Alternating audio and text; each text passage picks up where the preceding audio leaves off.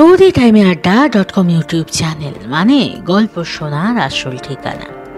আজ বুধবার, আর বুধবার মানেই আপনারা জানেন আমাদের স্টোরি টাইমের আড্ডা.com ইউটিউব চ্যানেলে গল্পের সংসারের নানান সামাজিক গল্প। আজ তেমনই আরেকটি সামাজিক গল্প নিয়ে আমরা হাজির হয়েছি আপনাদের কাছে। গল্পটির নাম প্রাক্তন, ভালোবাসার মৃত্যু হয় না। কলমে মৃন্ময় চ্যাটার্জি। তাহলে আর দেরি না করে শুরু করে দিচ্ছি আজকের গল্প।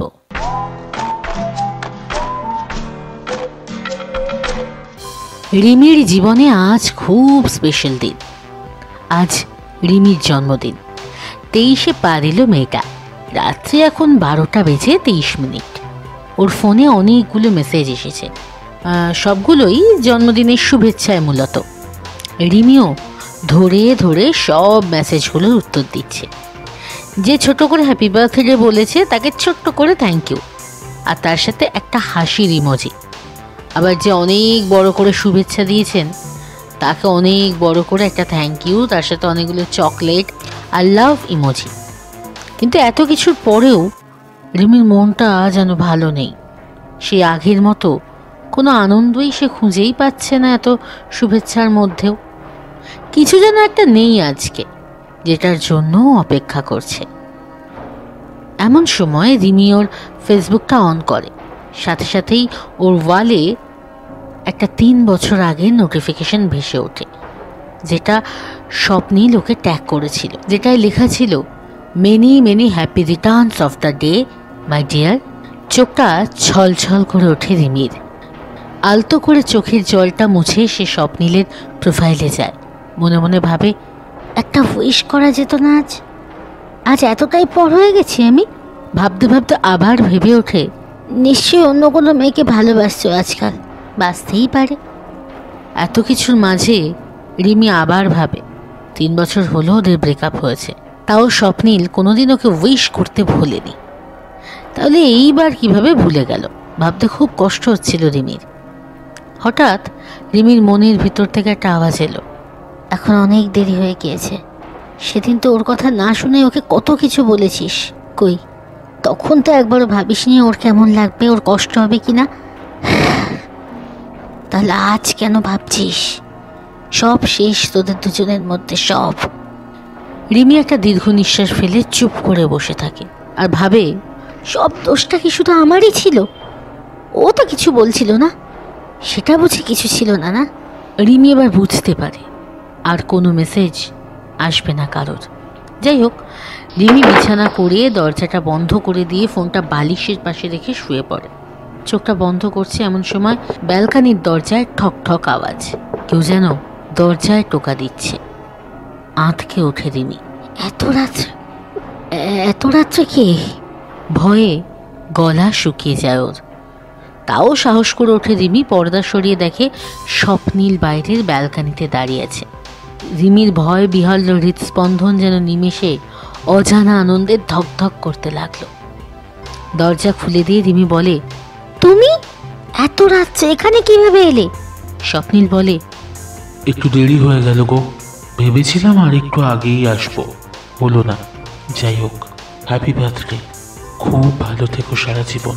রিমি যে কতটা খুশি হয়েছে সেটা দেখাতে গিয়েও মনের মধ্যে চেপে নিয়ে বলল, একটা মেসেজ করলেই তো হয়ে যেত, এত কষ্ট করে আবার। বলা শেষ হতে না হতেই স্বপ্নীল বলল, কেন, প্রিয় মানুষটাকে বুঝে দেখতে ইচ্ছা করতে নেই? রিমি বলে ওঠে, ঢং। স্বপ্নীল হাসতে লাগলো রিমির বাঁকা চাউনির অভিমান ভরা শাসন দেখে। হাসতে হাসতে বলল, আমাদের সম্পর্ক হয়তো ভেঙে গেছে, তাই বলে কি বন্ধুত্বটাও শেষ নাকি? সেটা তো নয়, তাই না? আমি যতদিন তোমার জীবনে ছিলাম ততদিন যেমন তোমার জন্মদিনে উইশ করতে ভুলিনি, যেদিন থাকবো না সেদিনও হয়তো ভুলবো না রিমি। রিমি মুখ চেপে ধরে স্বপ্নীলের।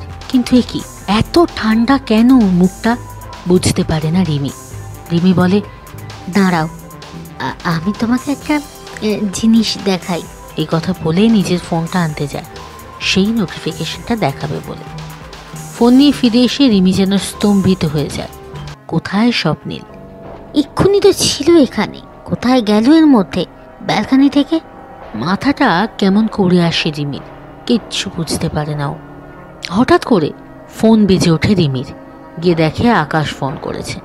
হ্যালো হ্যালো, হ্যাঁ বল। রিমি, স্বপ্নীল। কি হয়েছে, কি হয়েছে স্বপ্নীলের? স্বপ্নীল আর নেই রিমি। কি বলছিস কি তুই আকাশ এগুলো? তোর বাড়ি যাবে বলে বেরিয়েছিল, চৌরাস্তার মোড়ে একটা স্করপিওর সঙ্গে ধাক্কা লাগে ওর, সঙ্গে সঙ্গে স্পট ডেট হয় ওর। শোনা মাত্রই রিমি ধপ করে মাটিতে বসে পড়ে। ওর মাথা কাজ করছে না, সব যেন কেমন গুলিয়ে যাচ্ছে। শুধু একটা কথাই ওর মাথায় ভেসে বেড়াচ্ছে, যেদিন থাকবো না সেদিনও ভুলবো না।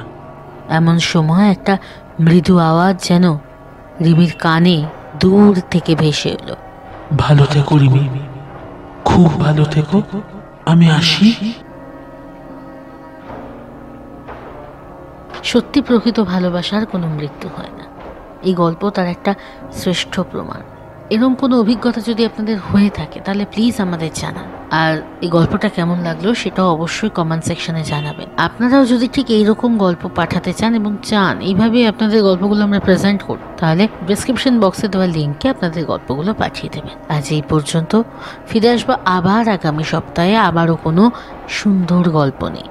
ততক্ষণের জন্য সাবধানে থাকুন, সুস্থ থাকুন, শুনতে থাকুন storytimeeraddha.com ইউটিউব চ্যানেল, গল্প শোনার আসল ঠিকানা। আজ বিদায় নিলাম, শুভরাত্রি।